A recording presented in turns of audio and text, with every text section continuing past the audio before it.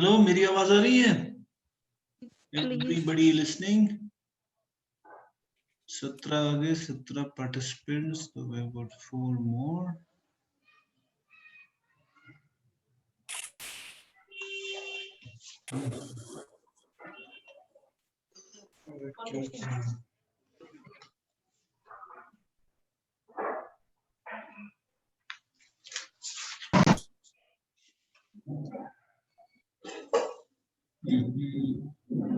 Admit को। Sir आप दिखाई नहीं दे रहे। हाँ? हाँ बोलो।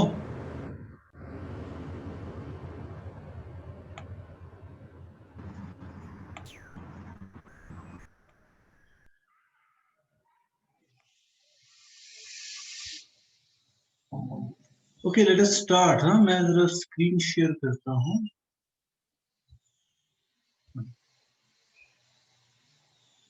So this is a whiteboard. I share it.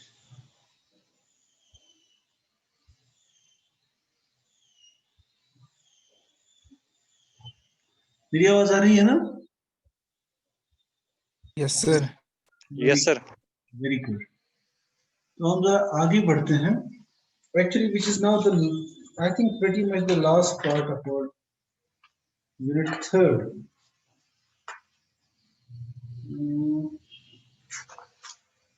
उससे पहले एक एक्सरसाइज है, आई थिंक मैं थोड़ा उसको तो मैं करता हूँ। ये अच्छी एक्सरसाइज है।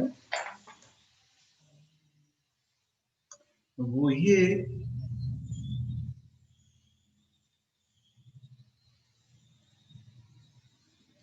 पहले जरा इनको एडमिट कर दूं।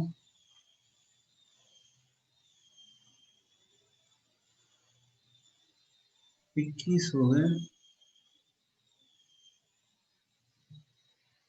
इरफान, तुम जरा ये पार्टिसिपेंट्स का वो ले लेना, वो स्क्रीनशॉट। यहाँ मुझे आता नहीं, मैंने कल ट्राई किया था। इरफान है? CR, are you there?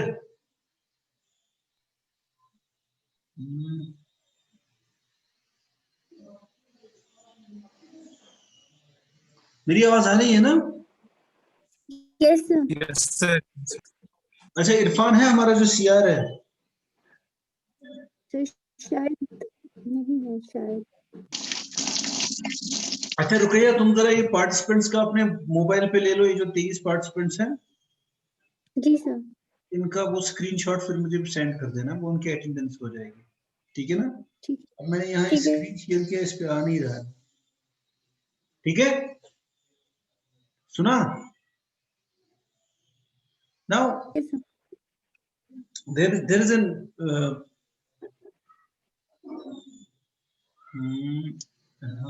so there is an exercise तुम्हारे नोट्स में होगी। show that the points of the intersection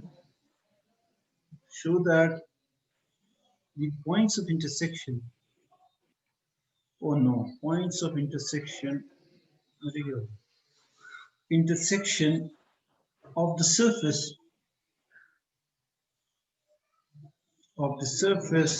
अगर मैं लूं x raised to power n plus y raised to power n plus z raised to power n is equal to a raised to power n, and the line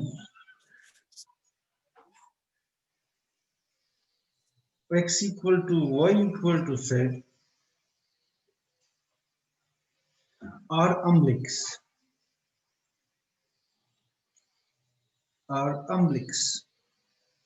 And the curvature of the umbilic is given by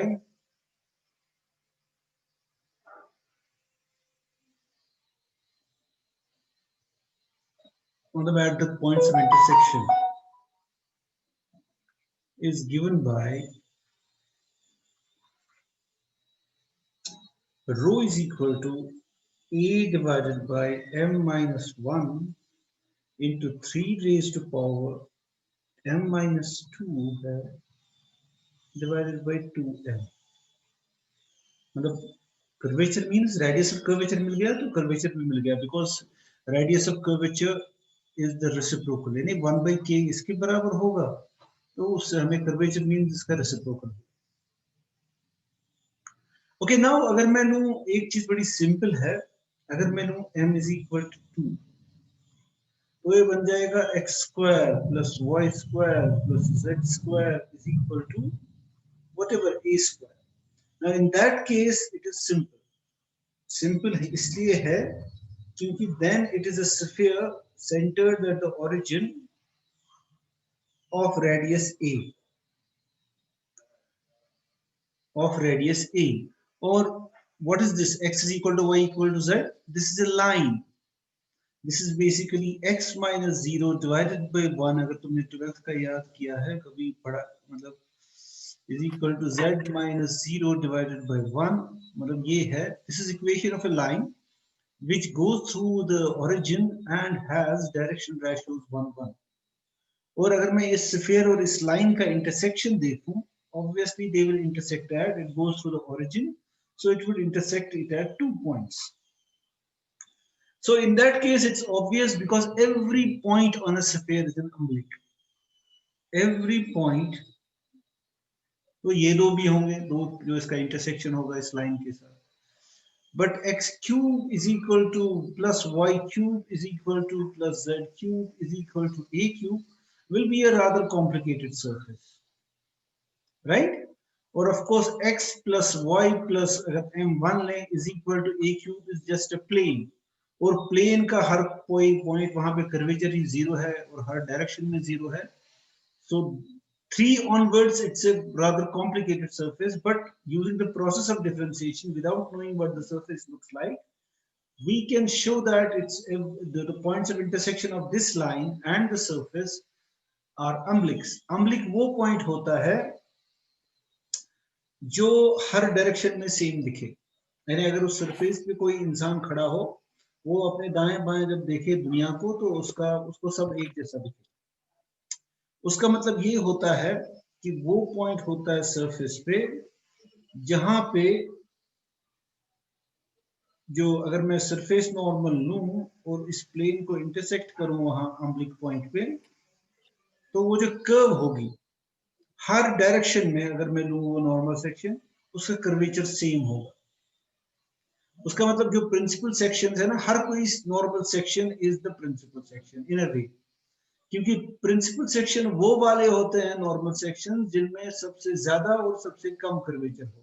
लेकिन अगर हर तरफ same curvature हो, so that does not make sense, सबसे ज्यादा और सबसे कम. तो जैसा कि स्फीयर में होता है, या अगर हम पैराबोलॉइड देखें और उसका वर्टेक्स जो मैंने लास्ट टाइम किया था, पैराबोलॉइड अगर हम लें, so इसका जो ये वर्टेक्स होता है इट्स एन ऑब्लिक पॉइंट और a naval point.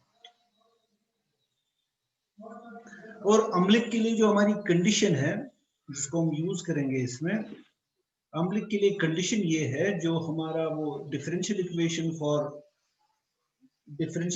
For principal sections है, वो इंडिटरमिनेट हो जाएगी. Indeterminate means everything would satisfy it, which means every direction is a principal direction. और उसकी जो कंडीशन है वो ये है, ऑब्लिक के लिए एक बड़ी इंपॉर्टेंट कंडीशन है कि E by L बेसिकली ये नहीं है, बेसिकली वो जो हमारा कहा गया है, let me write down the condition. Oblique के लिए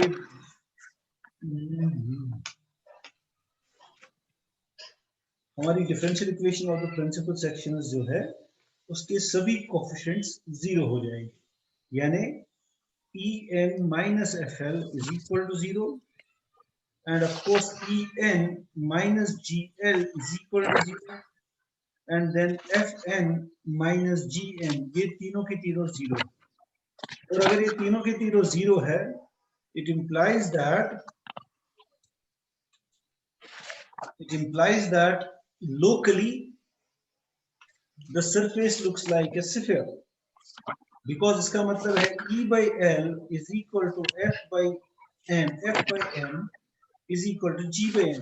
और तुम्हें पता है ये कंडीशन जब हर जगह सेटिस्फाई हो then it becomes a sphere. लेकिन हम कह रहे हैं कि इन पॉइंट्स पर जहां पर ये इंटरसेक्शन है दोनों का, for those particular points this condition holds, यानी वो पॉइंट्स कम से कम ऑब्लिक है, कोई और है या नहीं.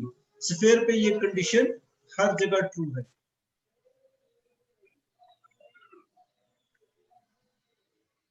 सो लेट्स, वैसे ये मेरा मतलब ये है, इसकी डिटेल्स इसमें दी हुई है, it's a solved exercise rather.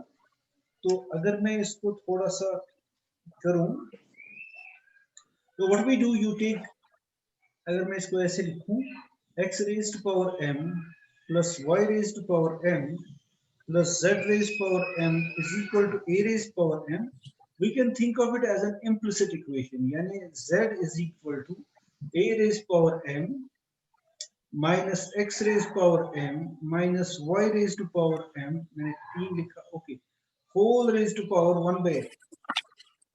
So it is like z is equal to f of x y. So it is a sort of what we call Monge's form. तो अगर ऐसा है, so we just differentiate it and find our fundamental coefficients. And you must know fundamental coefficients, so E, F, G, L, M, N hai.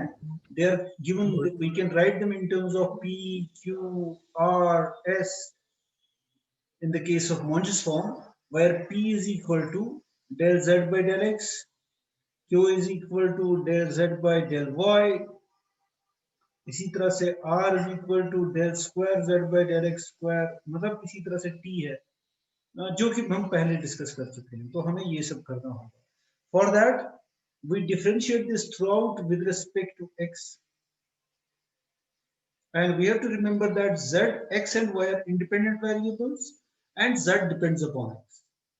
So since x and y are independent, when I differentiate this with respect to x, I should get m times x raised to power m minus 1, but y does not depend upon x, so that would be 0. But z does depend upon x and y, so it would be plus m times z raised to power m minus 1, internal differentiation hogi del z by del x, this thing is equal to 0. Now since isko humne naam diya hai p, we will get p equal to minus x raised to power m minus 1 divided by z raised to power m minus 1, and I can call this equation 1. So I had thus far, इसी तरह से मुझे मिला p is equal to, क्या मिला था हमें, minus x raised to power m minus 1 divided by z raised to power m minus 1. और अगर मैं उसको डिफरेंशिएट करूं विद रिस्पेक्ट टू p का मतलब यहाँ पे है del z by del x. इसी तरह से q, अगर मैं उसको with respect to y differentiate करूं, I will get q is equal to minus y raised to power m minus 1 divided by z raised to power m. Now I can just go on. I can apply log to this, so I will get log of p, just to make my differentiation easy, equal to minus m minus 1 into log of x minus log of z. I think you know जो हमारा log की application है, nothing more. और अगर मैं इसको differentiate करूं, now p जो है, it is del z by del x, it depends upon both x and y, because z depends upon x and y.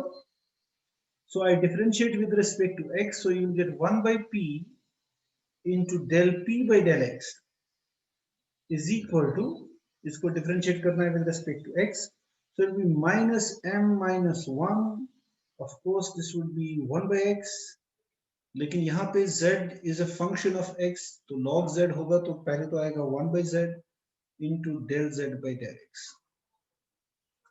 अब using the fact that del p by del x is basically equal to del by del x of del z by del x, which is equal to del square z by del x square, और उसके लिए हमारी जो notation है वो है r, इसको हम r कहते हैं. So this would be r by p is equal to minus m minus 1 into 1 by x minus 1 by z into p. और अगर मैं माइनस को अंदर ले जाऊं, तो it would be m minus 1 into p by z minus 1 by x.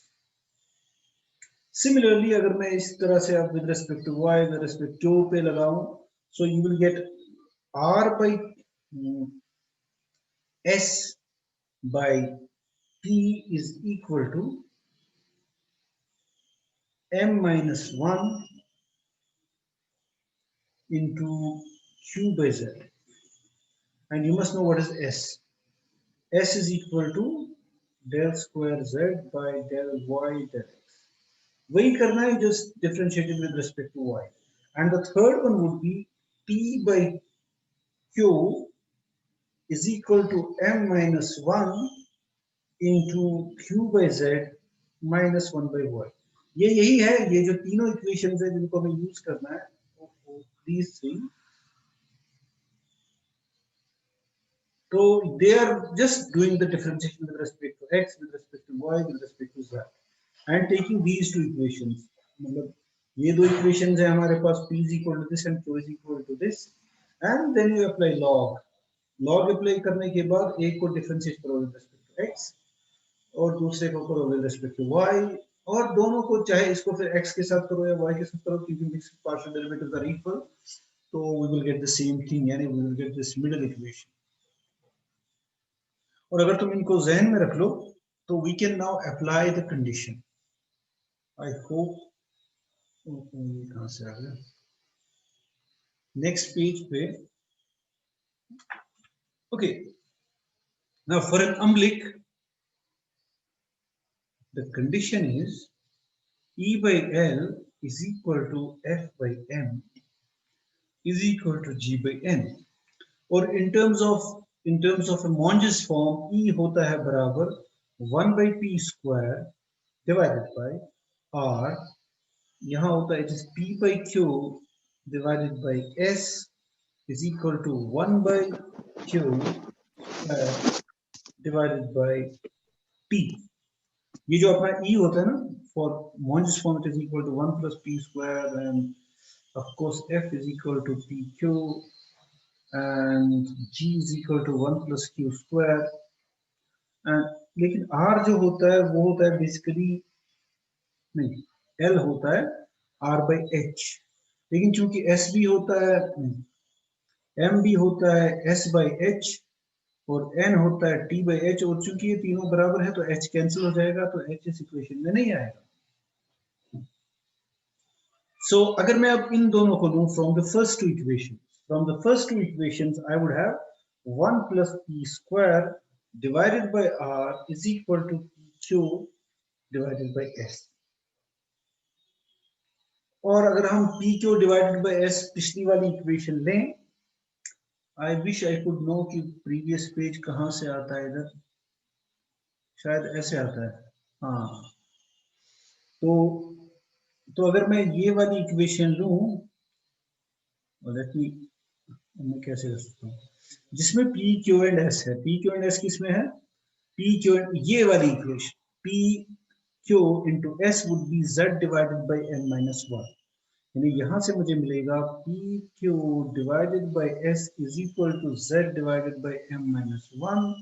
उसको मैं इस वाली इक्वेशन में सब्स्टिट्यूट करूंगा, so this is Z divided by m minus 1. So which would give me 1 plus p square is equal to Z divided by m minus 1 using the another equation into r. मतलब r को मैं यहाँ ले जा सकता हूँ 1 by p square r. अब r का वैल्यू में पिछली जो इक्वेशन है, r का वैल्यू में दूंगा इस इक्वेशन से, है ना, ये वाली इक्वेशन से मुझे मिलेगा r is equal to क्या मिलेगा, minus, let me write it, m minus 1 into p divided by p by z minus 1 by x. तो ये मैं यहाँ पे सब्स्टिट्यूट करूंगा, so it is z divided by m minus 1 into p into m minus 1 whole multiplied by p by z divided minus 1 by x.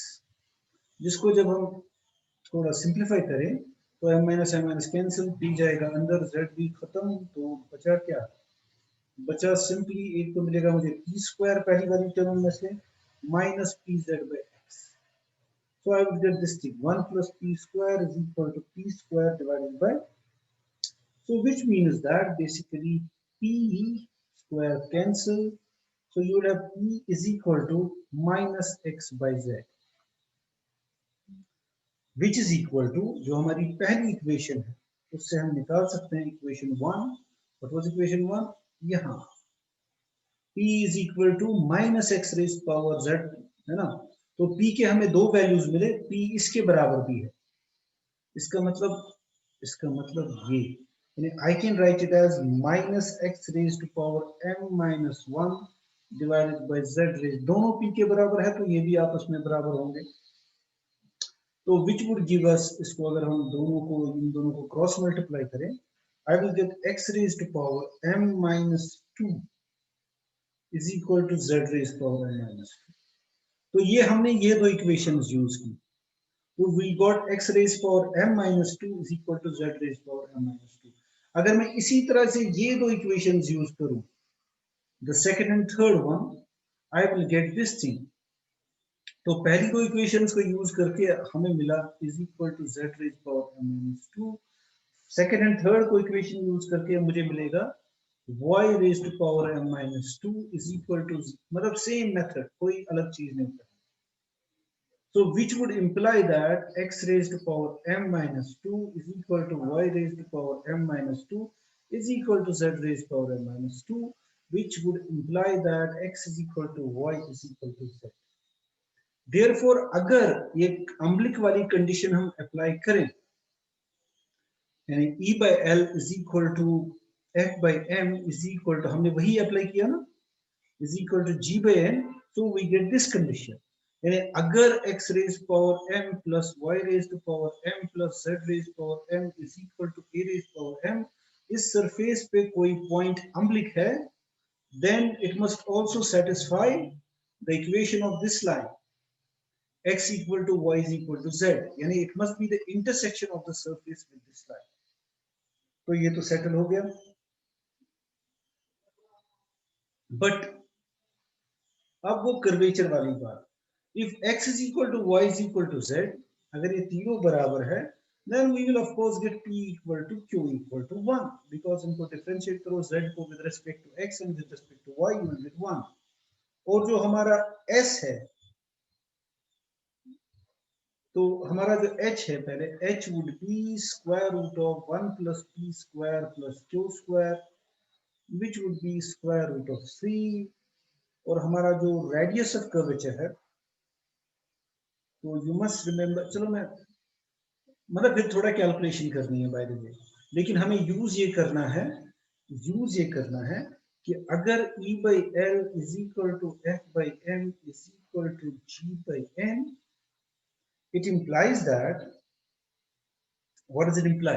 It means that E du square by L du square, obviously ये cancel हो गया ना, is equal to F times du dv twice divided by twice m times du dv, it must be equal to, okay, और यहां मैं ले सकता हूं g dv square divided by n dv square, and use that component and divider thing, all this thing must be equal to, अगर मैं सम ऊपर करूं और नीचे करूं, यानी I can write this, all the three must be equal to e du square plus twice f du dv plus g dv square divided by L du square plus twice m du dv plus n dv square, which is exactly 1 by kn, where kn is the normal section, the curvature जिसको मैं लिख सकता हूँ rho।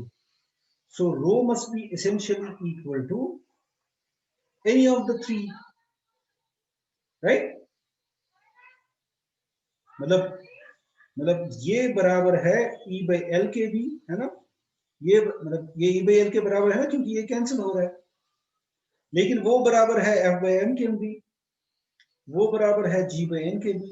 तो रो मुझे इससे, इस substitution से, अगर मैं किसी भी दो में सबस्टिट्यूट करूंगा तो मुझे रो मिलेगा। आई थिंक सबस्टिट्यूशन तुम खुद कर सकते हो, I leave it here.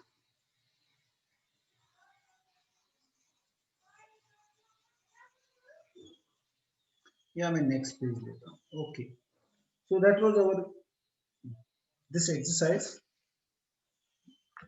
This is important.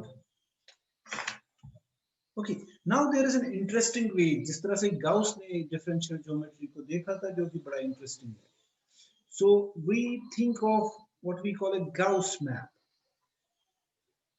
of a surface, जो हमें मतलब this was जैसे मतलब यहाँ से शुरुआत की थी हमने, अब जो हम करते हैं वो थोड़ा ज्यादा मोर रिफाइंड है, लेकिन बेसिक आइडिया गाउस मैप का है।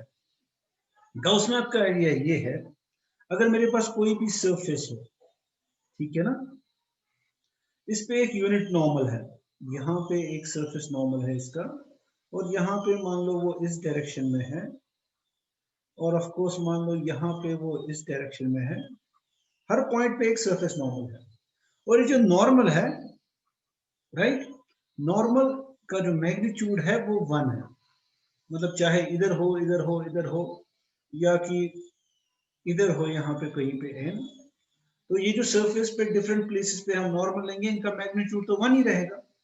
सो what would be the change तो होगा डायरेक्शन में, है ना। So I can think of surface का कोई भी पैच हो, कोई भी हिस्सा हो, आई कैन थिंक कि इसके जो नॉर्मल्स हैं दे लाई, जैसे ये वाला नॉर्मल है, मैं इसको सोच सकता हूं जैसे यूनिट स्फीयर पे यहाँ पे है, ये वाला नॉर्मल है, फिर वो इधर मैं उसको मान सकता हूँ, क्योंकि इसी तरह से एक है जो इस तरह से होगा, और दूसरा है जो वो चलो एक ऐसे भी है। तो इस तरह से I can think of this surface normal as a map from my surface, जिसको मैं डिनोट करूंगा S से, टू S2, इसको S2 is a symbol for sphere of dimension 2, यानी इसका मतलब है simply x square plus y square plus z square is equal to 1। तो आई कैन थिंक ऑफ जैसे n है, n इज अ फंक्शन जो हर किसी पॉइंट को मैप, हर किसी पॉइंट जो सरफेस पे है ना उसको मैप करती है to a point on the unit sphere. So n sends a point, we can think of it, sends a point on the surface, regular surface, of course regular तभी तो n exist करेगा, तो regular surface to a point on S2। अब इसका फायदा क्या है? उसका फायदा यह है कि इससे हमें एक सरफेस की कर्वेचर का आइडिया मिलेगा। जैसे फॉर एग्जांपल मेरा प्लेन हो, तो इस पॉइंट, ये मैप मतलब इसका नॉर्मल इधर यहां है, दूसरा नॉर्मल इसका यहां आएगा, तीसरा नॉर्मल यहां आएगा, चौथा इस पॉइंट पे इधर आएगा। तो अगर मैं तुम्हें कहूंगा n जो होगा मैप, इसके ये सारे कहां पे आ जाएंगे? यूनिट स्फीयर पे। अगर मैं लूं यूनिट स्फीयर मेरा ये है ना, तो वो एक ही पॉइंट पे आएगा ना, है ना, क्योंकि वो मैंने गलत कर दिया, it should be this point. अगर ना मैं डायरेक्शन यही सोचूं तो सब कुछ यहाँ पे मैप हो रहा है ना अंडर दिस मैप, क्योंकि मैग्नीट्यूड भी इसका चेंज नहीं हो रहा है और डायरेक्शन भी चेंज नहीं हो रही है सरफेस नॉर्मल की। तो it means No, this sir. Gauss map जो है वो पूरी सरफेस को, पूरे इस पैच को मैप करेगा to a single point. Point. हाँ, होगा ना। Yes. Okay. Yes, sir.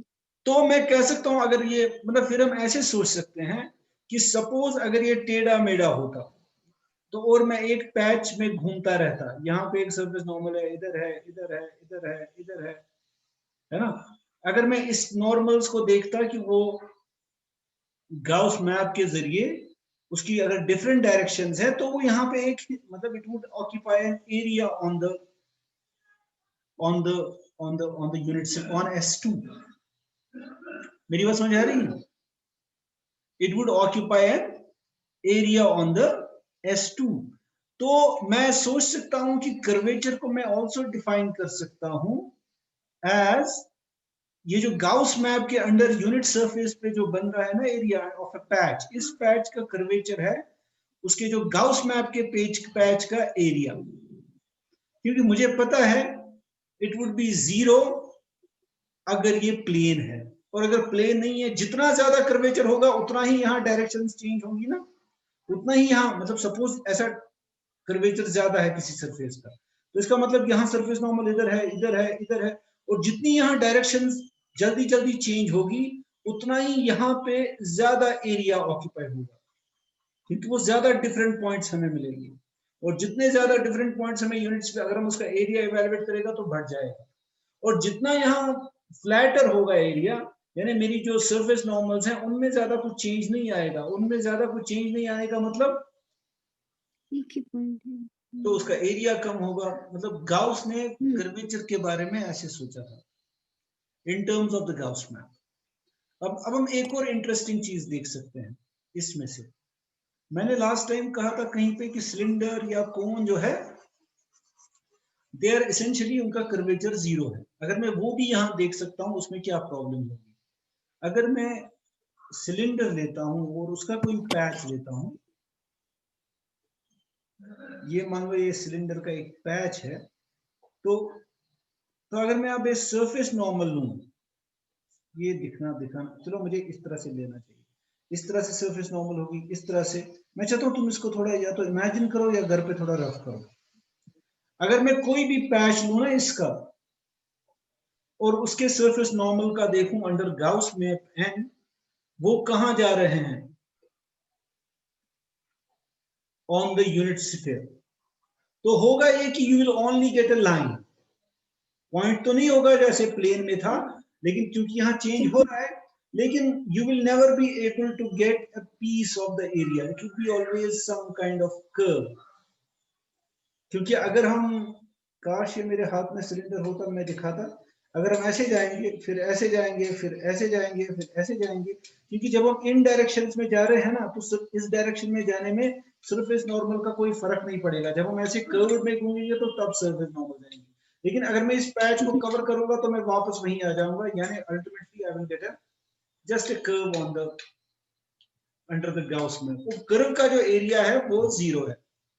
तो देयरफॉर सिलेंडर या कोन जो इस तरह की रूल्ड सरफेसेस हैं, तो उनका curvature under this notion of curvature भी 0 ही होगा। But there is more to it. Now if I start thinking of n as a map from the surface to the unit sphere, I can think of its differential. I can use Weingarten equation. चलो मैं दूसरा page लेता हूं।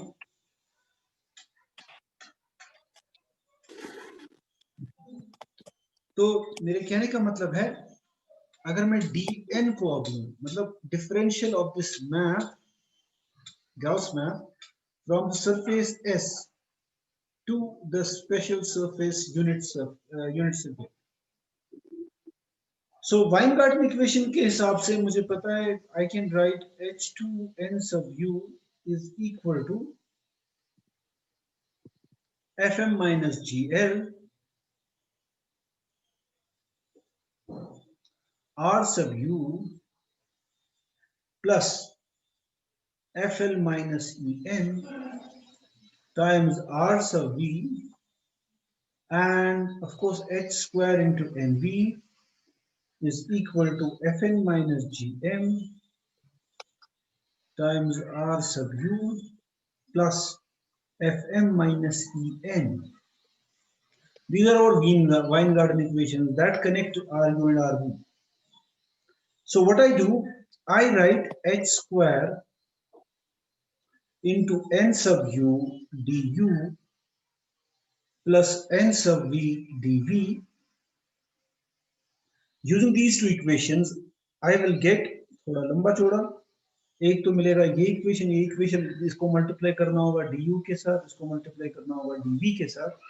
So basically what I would get is this Fm minus gl whole multiplied by du. वैसे चलो पहले मैं r सब भी लिखता हूँ, तो प्लस Fm, ये कौन है, direction good, Fl minus En multiplied by r sub v whole multiplied by du plus of course Fn minus Gm times r sub u plus Fm minus En r sub v whole multiplied by d. और इसको हम थोड़ा सा simplify करेंगे So you will basically get h square. This is just differential dn is equal to fm minus gl into du. इनको combine करेंगे जिनमें du और dv मतलब r इसको ru वालों को अलग से और rv वालों को अलग plus fn minus gn times dv whole multiplied by ru. I want to write it as a linear combination of ru and rv plus fl minus en du plus fn minus en times dv whole multiplied by r. This is now something that lies inside the tangent plane because it's a linear combination of the tangent plane. So in the matrix form, जो कि ज़्यादा important है, because this is all evaluated at a point. So therefore, I write it as dn evaluated at uv. uv means parameter. हमने कोई particular specific point है जहां पे हमने ये first and second order fundamental magnitudes evaluate किए. So then dn would be equal to, let me write it now properly, dn at uv. I can think of it as a, हाँ चलो, ये बराबर है 1 by h square. h square को मैं इस तरह से ले आऊंगा. अब इसको मैं ऐसे लिखूंगा, ध्यान से मैं इसको लिखूंगा fm minus gl du plus fn minus gm dv comma, and then I have, what do I have, fm minus en du. ये वैसे नोट्स में तुम्हारे हैं fm minus en dv. मैंने लिखा है इसको as ordered pair. Ordered pair मतलब I can think of now dn जो है, it मतलब I can think of dn as a map at a certain point, right? At a certain point uv on the tangent plane. From tangent plane, not really, I should write from r2 to r2 because it takes inside, I can think of it applies on du dv and spits out this vector which lies inside tangent plane. I have written it as an ordered pair. मेरे कहने का मतलब है I am assuming my basis is ru rv.